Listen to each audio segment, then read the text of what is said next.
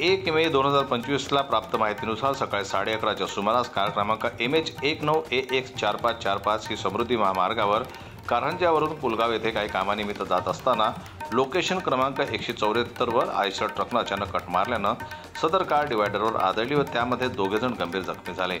अपघाताची माहिती मिळताच कारंजा 108 लोकेशन पायलट अतिश चव्हाण व डॉक्टर भास्कर राठोड तात्काळ घटनास्थळी पोहोचून जखमी रुग्णांना कारंजा उपजिल्हा रुग्णालयात दाखल करण्यात आलं। तेथील वैद्यकीय अधिकारी यांनी प्रथम उपचार करून पुढील उपचारासाठी अमरावती इथं रेफर केलं। जखमी रुग्णांचे नाव अशरफ खान वय 32, इरफान औरंगबादी वय 34, राहणार कारंजा आणि त्यावेळेस त्यांच्या मदतीसाठी HSC टीम समृद्धी महामार्ग अग्निशमन दल हायवे पोलीस हे प्रामुख्यानं घटनास्थळी हजर होते। जनमत लाईव्ह न्यूज करता वाशिमहून ज्ञानेश्वर वरगट यांची रिपोर्ट।